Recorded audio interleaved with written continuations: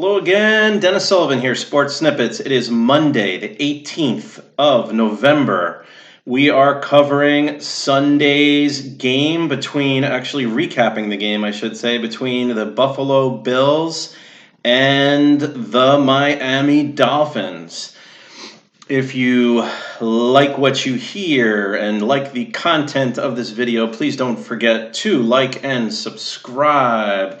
Today's Monday the 18th, as I mentioned, Sports Snippets. Basically, guys, we're looking at a game in which the Dolphins, there were some highlights throughout the game, but it was a clear-cut loss to the Buffalo Bills by a score of 37-20. This was a game where the Bills definitely deserve the credit. They came into Miami and they did what they needed to do. They're really, this wasn't one, I'm actually going to go as far as to say this really wasn't one that we lost as much as one that I think the Bills came in and took and won and deserved to win. So with that being said, everyone, let's go into the breakdown of this game and what I thought were the key points of Sunday afternoon's contest. I lost to the Bills. Well, everyone, this was one where I got to tell you, there was two main points, and usually I'll start off with the keys for the Dolphins and kind of move into the other team and what was their key and all that stuff. But this is a little bit different. I'm going to start off with the opponent, the Buffalo Bills, because the first 2 points on the snippets board really were the key to deciding this game, thoroughly deciding this game, a 17-point Buffalo Bill victory. Point number one is the Bills' pressure defense. And the announcers are saying throughout the contest that this really isn't something that I guess the Bills weren't doing much of, or maybe weren't pressuring, or certainly not getting that many sacks. At least that's what I heard in the previous games that the Bills have played this season. Well, if that's the case, this was not the case on Sunday. They put continuous pressure on quarterback Ryan Fitzpatrick of the Dolphins. So much so, they sacked him, you got it, 7 times, folks. 7 sacks for the Buffalo Bill defense. A little disappointed that the Dolphins let it get to the point for so long where there's almost this, they're in our backfield type of sequence going on, almost play after play. And it kind of leaked into the running game too, where Ballage was pretty much met in the backfield a few times, and the other times he didn't have anywhere to go. So the Bills' pressure defense, there were a few times where they had, I was counting like 6 guys. I might have even counted 7, but I don't know if I'm going to go that far. But they would bring 2 more guys up, and there'd be like 6 guys right there. And boom, and then they would, of course, alternate and switch off who's going to be the ones going right to the ball and to the quarterback, and it was a very good game plan for the Bills, and it certainly worked. I'm going to have to say, if not to perfection, it worked. That's for sure. Bills are fighting for a playoff spot, and they came in playing every bit like the team that needs to keep winning to get into the playoffs. So congratulations to them. That's for sure. Point number 2, Snippets board. Josh Allen was a huge part of this victory for the Bills, tying a career high with 3 touchdown passes. He would go 21 out of 33 for 256 yards. Those 3 touchdowns, as I mentioned, 0 interceptions, 0 sacks. You look at negative plays for the Bills offense, there was hardly any. There were that's the key. Oh, it's another key. The Bills, as far as negative offensive plays, I don't even want to go few and far between, because it was beyond few and far between. I think it was almost close to non-existent. So either they had a play that was very positive on offense, or a play that, okay, maybe it wasn't the greatest play, but it certainly did not hurt them. So again, I'm very, very impressed with their effort. They did have a few fumbles, which we'll get into in a second. But I did want to also add, before I get into the few fumbles, Josh Allen also helped his own cause with 7 carries for 56 yards and a running score. So we know Josh Allen is one of the best, many might say the best running quarterback in the NFL. Certainly one of the top in that category. And he did prove that as well on Sunday. Devin Singletary would fumble the ball twice for the Bills, but he looked like a very effective runner, had some very nice runs along the way, 15 carries, 75 yards. He looks like a possible big difference maker for the Bills in the weeks, I should say, to come, and games to come, provided he holds on to the football. But he looked pretty good as well. John Brown for the Bills. Big performance. 9 catches, 137 yards, 2 touchdowns. They would target him 14 times. That's a lot of targets. So John Brown looking really good. Frank Gore in the running game, not much. Now, other than Josh Allen running the football, their main running back, Frank Gore, has had a tremendous career. As everyone knows, one of the top running backs in NFL history in terms of all-time yards gained. I believe he's closing in on number 3 all-time. He's had a tremendous career. Would only amount 27 yards on 11 carries. So that part we did pretty good at. Remaining receiving core for the Bills, Cole Beasley would have 38 yards on 4 catches. And the young tight end, Mr. Dawson Knox, 2 catches, for 32 yards, and he did have that very nice touchdown catch. So I did start off with the Bills, even though I hate to say it, they did beat us, and they beat us fair and square. But I have to start off with them because this game really was all about the Bills. Okay, now, so we got another 6 games of the season as we move forward.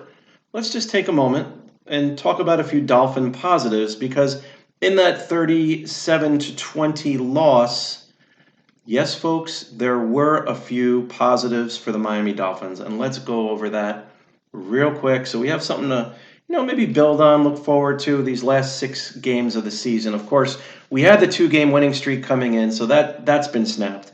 We're really just looking to play well these last 6 weeks, hopefully win another game or 2. That would be tremendous. When I start off with the Dolphin positives, Jakeem Grant's 101-yard kickoff return for a touchdown, fantastic. If not the play of the year for the Miami Dolphins, it was a beautiful run, beautiful return. Jakeem Grant, thank you for providing us with that highlight, with that outstanding play on the kickoff return. I also liked the onside kick that we got, that we tried out of nowhere. Actually, I wasn't even looking. I was looking away, I think on my phone or something, maybe checking another score or something like that. Next thing you know, I hear the announcers and I'm looking up at the screen like, what's going on?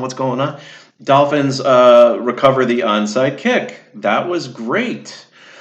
Another positive, and this is the surprise for me of the game, this was one that the box score really had me faked out. And I had to stop and think, did this really happen? Ryan Fitzpatrick, if you look at that box score, he threw for 323 yards.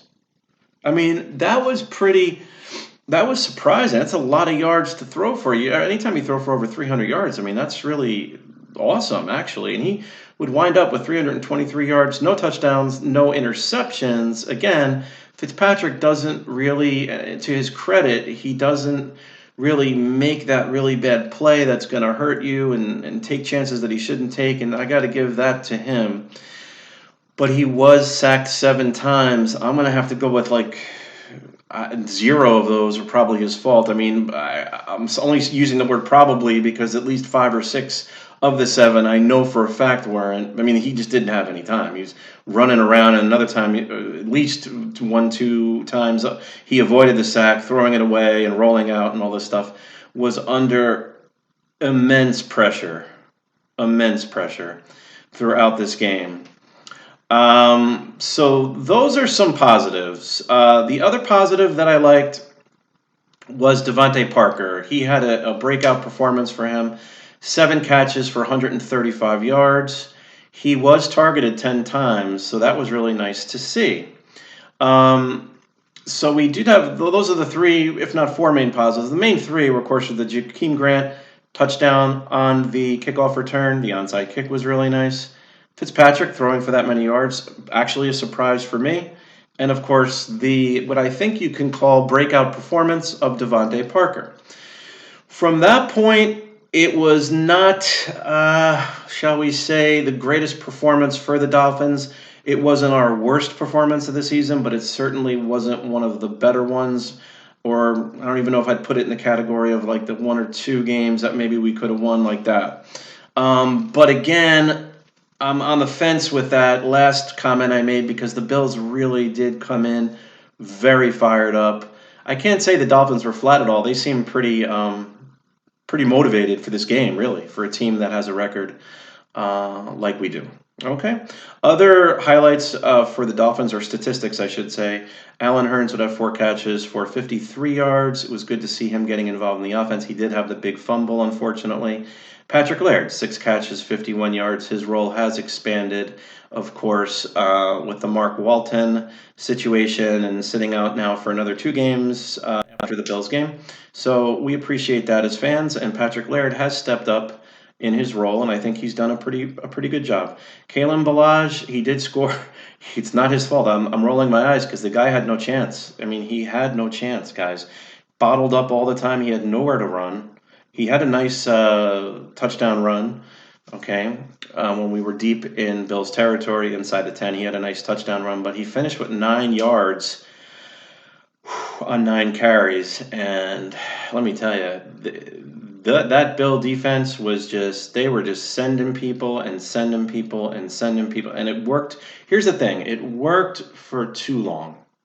We did eventually break it down and figure a few things out and hit on a few nice plays, but we should have done that much earlier in the game. It just took us a little too long, in my humble opinion, to adjust to this very effective game plan that the Bills had. Okay, guys. Other than that, item 4, real quick. The interior lines, or the interior for the Dolphins, that's a big concern for me because when I look at the offensive line, the last few weeks we can't run block. Way back, or not way back, but earlier in the season, the big thing was we can't pass block, which we really had trouble doing as well since we weren't picking up blitzes and things of that nature. So the offensive line, of course, is a big concern, and along with the defensive line of the Dolphins as well. Really not, we didn't get to Josh Allen, no sacks. I didn't really see the defense putting enough pressure on the Bills. Much of that probably has to do with the Bills and of course, their game plan, which appeared to be very good game plan. Bills definitely looked and played prepared, very well prepared for this game. I definitely send out credit to not only the Bill players, but the entire coaching staff of those Buffalo Bills. So congratulations to you. So offensive and defensive lines, comes to the draft, we got to work. The NFL draft, we got to pay close attention to this. We've got to improve this. I keep hearing quarterback. No. Let's take a deep breath and perhaps I was on that whole thing. Maybe we should draft a quarterback and all this stuff. How about let's improve the offensive and defensive lines as a top priority? I would say maybe we can go for. How about building the running game? Get a good young running back. Play who we have for now. Although Ballage, I mean, I can't really be critical of him because he's had no chance. Like, he gets the ball, like they're practically in the backfield when he gets half of these handoffs the last few games. Last but not least, guys, item number 5 on the snippets board. Looking ahead, next Sunday will be a 1 p.m. game at Cleveland to take on the Cleveland Browns. This is going to be a must-win for the Browns, the record's not that good. It's 4-6. From what I keep hearing, they have pretty much the easiest, or one of the easiest schedules over the last 6 weeks of the season. So they know they have to beat the 2-8 Dolphins. They know this is one that they have to get. So we're going to definitely get that type of effort on Sunday from Cleveland. This is a must-win for the Cleveland Browns. Definitely a must-win for the Cleveland Browns. And that's, as I mentioned, 1 p.m. That's in Cleveland, of course. and that's a 1 p.m. Sunday start. So everyone, I definitely appreciate you tuning in. This is a Monday night edition of Sports Snippets. Hope you Dolphin fans out there stay positive, and we look forward to finishing the best we can these last 6 games of the season. We close out at a record of 2 wins and 8 losses through our first 10 games, with 6 games left. By the way, just as a side note, Buffalo Bills at 7-3. I was reading a little bit earlier that the Buffalo Bills, this is their best start in 10 games, over the first 10 games, since 1999. So congratulations to the Bills on a very positive start to this season. Us Dolphins, we'll just have to keep, looking forward to the future. We got to stay positive. We got to pick up on these things that we need to work on, and also, applaud the Jakeem Grants and the Devante Parkers and the Ryan Fitzpatricks, who show very good performances and promising remainder of the season, hopefully seasons, with us here as fans watching the Miami Dolphins. So this is Dennis Sullivan signing off for Sports Snippets. I will see you coming up very soon. For now, that's it, and I wish you a pleasant evening. Over and out. Thank you.